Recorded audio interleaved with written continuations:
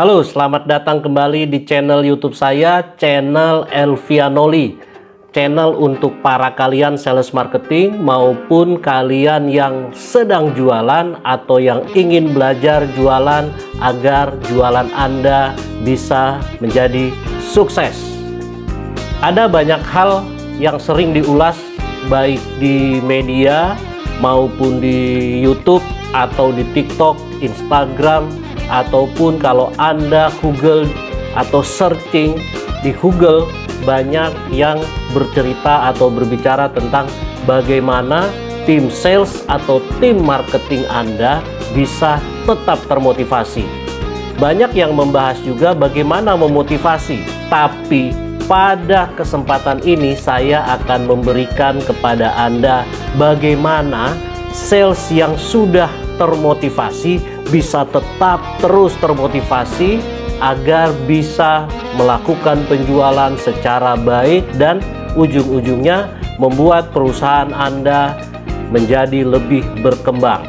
Kalau kita berbicara tentang salesman, salesman ini merupakan ujung tombak atau orang terdepan, garda terdepan dari suatu perusahaan untuk menjadi duta dari perusahaan Anda, yang mana mereka akan menemui customer, melakukan penjualan, penawaran produk yang akhirnya hasilnya bisa memberikan keuntungan untuk perusahaan.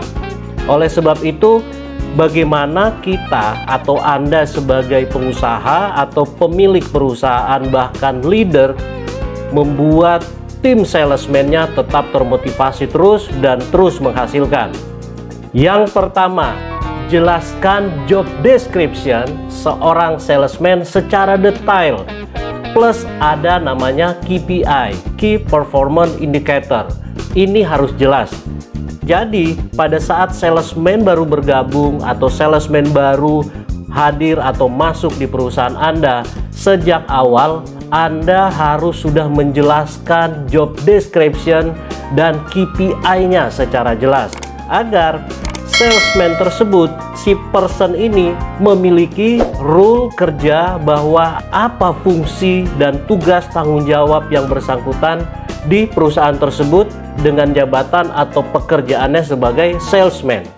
Kadang-kadang ini sering diabaikan karena harus mengejar waktu. Salesman yang sebelumnya sudah resign atau supaya mengejar penjualan cepat, salesman tidak cukup dibekali dengan job desk yang jelas dan tolok ukur yang jelas apa yang dia harus kerjakan, apa yang harus dimonitor setiap hari, setiap minggu, setiap bulan oleh yang bersangkutan. Akhirnya rekrut langsung suruh jualan keliling ke lapangan dan kunjungan ke outlet. Dan ingat, job desk dan KPI harus secara kontinu dilakukan evaluasi. Yang kedua, rutin lakukan training. Bisa training salesmanship, communication skill, negotiation skill, atau hal-hal yang lain yang bisa membekali si salesman dalam melakukan tugasnya sebagai seorang tenaga penjual.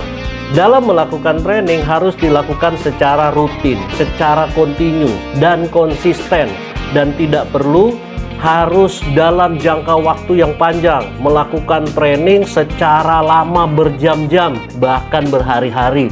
Cukup setiap hari 15-30 menit seperti yang sudah saya jelaskan di video saya tentang prinsip melakukan training salesman. Nah, jika Anda ingin mengetahui lebih dalam tentang prinsip melakukan training salesman, Anda nanti bisa nonton di video saya ini. Yang ketiga, rutin melakukan evaluasi dan memberikan solusi dari hasil pekerjaannya di lapangan. Jadi ini harus Anda lakukan sebagai leader atau supervisor atau pemilik perusahaan kepada salesman Anda. Karena jika si salesman tersebut mendapat masalah atau menerima masalah dari lapangan, Anda tidak cepat melakukan evaluasi dan memberikan solusi yang terbaik kepada si salesman tersebut, salesman akan berpikir saya ini hanya berjalan sendiri, setiap ada masalah saya hanya simpan sendiri, pendam sendiri. Nah, justru itu waktu salesman habis kembali dari lapangan, setiap harinya harus ada namanya evaluasi dan memberikan solusi agar solusi tersebut, solusi yang Anda berikan bisa dijalankan dan langsung diterapkan oleh si salesman tersebut keesokan harinya. Yang keempat, beri tantangan setiap minggunya. Tantangan khusus. Misalnya, setiap salesman diberi tanggung jawab untuk melakukan monitoring produk-produk fokus atau program-program tertentu. Di samping memberikan tantangan, mereka juga bisa belajar menjadi seorang leader dan secara tidak langsung membangun tim secara kebersamaan dan saling menopang untuk menjadi satu kesatuan. Jadi, beri tantangan-tantangan khusus di setiap minggunya atau di setiap bulannya. Yang kelima, beri dan pastikan salesman tersebut memiliki tanggung jawab atas areanya. Jadi, salesman tersebut harus disampaikan bahwa area yang dia handle, salesman tersebut handle, merupakan tanggung jawab penuh dari si person tersebut, si salesman tersebut, agar si salesman ini mengetahui bahwa memang dia memiliki tanggung jawab atas pengembangan baik buruknya di area tersebut. Tapi ingat, selalu harus ada evaluasi dan dilakukan training. Yang keenam, lakukan supervisi dan on the job training secara kontinu. Jadi kalau Anda supervisor atau sales supervisor, sales koordinator, bahkan branch manager, atau bahkan pemilik dari perusahaan distribusi Anda harus selalu rutin melakukan supervisi. Supervisi ini jangan disalahartikan bahwa harus memata-matai pekerjaan salesman, tetapi sebagai bahan lahan media untuk Anda mengetahui hasil apa yang sudah terjadi di lapangan, sehingga kalau ada permasalahan bisa langsung cepat diatasi. Termasuk beri jadwal khusus untuk on the job training, berkunjung ke pelanggan, ke customer bersama-sama. Dari teori-teori yang sudah pernah Anda berikan saat di kantor, pada saat meeting, Anda juga praktekkan 1 atau 2 tempat, agar si salesman merasa bahwa atasan saya, supervisor saya, atau pemilik perusahaan distributor saya ini juga memang memberikan hal yang terbaik untuk dirinya sendiri maupun perusahaannya. Yang ketujuh, ini yang paling penting, salah satu yang menjadi momok menakutkan tetapi momok yang menyenangkan. Beri target yang terukur dan menantang. Terkadang perusahaan atau leader memberikan target hanya karena ingin mencapai target penjualan yang sangat besar. Tapi ingat, jika Anda membuat target tanpa dasar yang baik, Anda tidak akan pernah mencapai. Mungkin omset Anda akan meningkat, tetapi salesman Anda akan terjadi frustasi. Sehingga buatlah target yang terukur dan menantang. Dan sebaiknya pada saat menyusun target tersebut, libatkan para salesman. Diajak berpikir bagaimana pada bulan tersebut kita harus mencapai angka ini. Berapa target yang harus kita tentukan bersama-sama agar kita bisa melakukan, bisa mencapai bersama-sama. Sehingga perusahaan bisa terus berkembang. Ini yang harus diajak kerjasama dengan para tim salesman. Yang kedelapan, berikan reward dan punishment yang jelas. Sales itu sama dengan insentif. Orang sales kalau tidak dapat insentif merasa bahwa dia tidak bekerja. Tapi sebenarnya tidak juga seperti itu. Yang terpenting bagaimana mereka diajarkan bagaimana mencapai target penjualan sehingga mereka mendapatkan reward, insentifnya.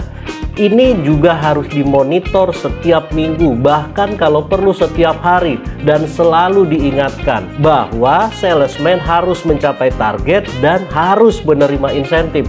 Karena kata orang-orang sales ini ya, sales marketing, bahwa insentif ini kan uang laki. Karena kalau gaji adalah untuk yang di rumah, bagi yang sudah berkeluarga. Jadi pastikan bahwa tim Anda bisa mengetahui tentang perhitungan dan cara bagaimana mereka bisa mendapatkan insentif. Dan ingat, jika mereka gagal, ada juga punishment-nya. Nah, punishment-nya Anda harus tentukan. Tetapi ingat bahwa setiap salesman pasti ingin mencapai penjualan yang terbaik sehingga mereka bisa menerima insentif.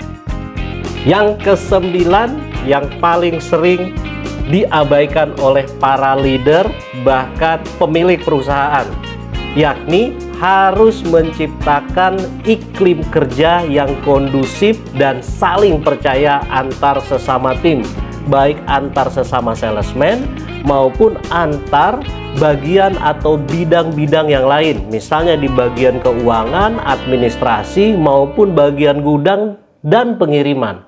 Ini harus adanya kepercayaan dan saling mensupport bahwa masing-masing departemen, masing-masing bagian atau bidang memiliki tanggung jawab pekerjaan yang sama. Hanya saja job description-nya yang berbeda. Ini yang harus dibangun. Ciptakan iklim yang kondusif. 9 cara agar sales Anda tetap termotivasi setiap hari, minggu, dan setiap bulan. Ini kalian leader, supervisor, branch manager maupun pemilik perusahaan harus terus membangkitkan dan menerapkan 9 hal ini. Sebelum saya akhiri video ini, ada baiknya untuk teman-teman, saudara-saudara sekalian semua yang sudah rutin mengikuti video saya, channel saya, boleh untuk like dan share. Terlebih lagi boleh komen, karena jika masih ada yang kurang jelas, boleh ditanyakan. Saya akan memberikan jawaban. Saya akan membantu memberikan solusi bagi Anda. Dan bagi pengunjung channel saya yang baru, boleh subscribe, like, komen, dan share. Sukses untuk kita semua.